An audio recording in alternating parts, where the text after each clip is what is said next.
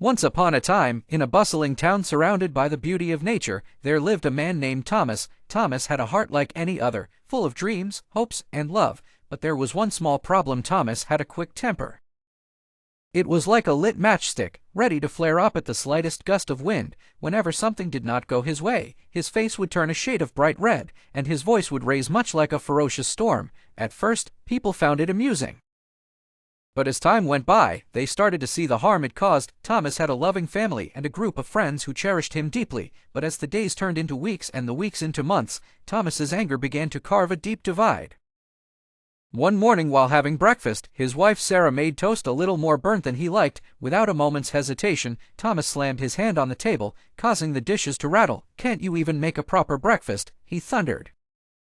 Sarah's face fell, tears brimmed in her eyes as she tried to brush off her sadness. "Just like sweeping crumbs off the floor," she whispered. "It's just toast, Thomas. It's okay." But it wasn't just toast, it was the little things that added up.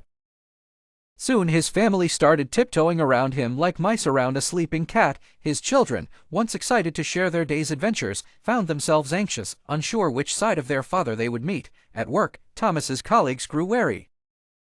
During a meeting, when an assistant accidentally spilled coffee on his files, Thomas erupted like a volcano, saying words harsher than the heat of the liquid itself. The assistant apologized profusely, gripping her hands tightly in embarrassment and fear.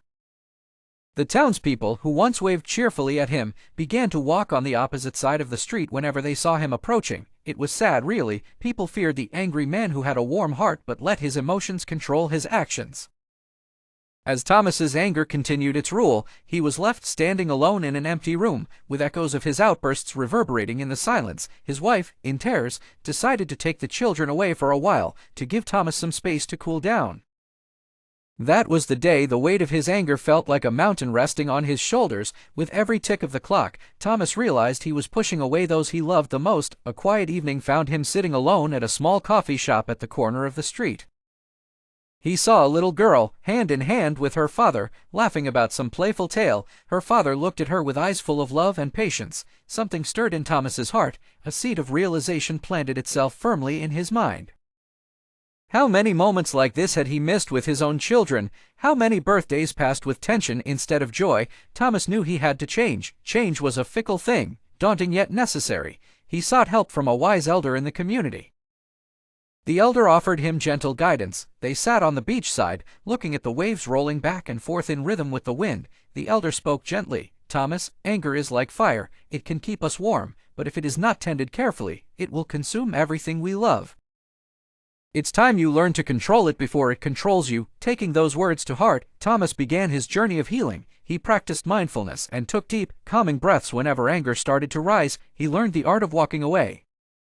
Slowly, bit by bit, like an artist restoring a faded painting, he began to mend broken relationships. He apologized, not just with words, but with actions that spoke louder than thunder. In time, Thomas found peace. His family returned, cautiously at first, but then fully embracing the warmth of a man transformed. His children laughed freely once more, his wife smiled, and his friends found solace in his calm presence. The townspeople saw the change too and began to greet him warmly again, their respect rekindled.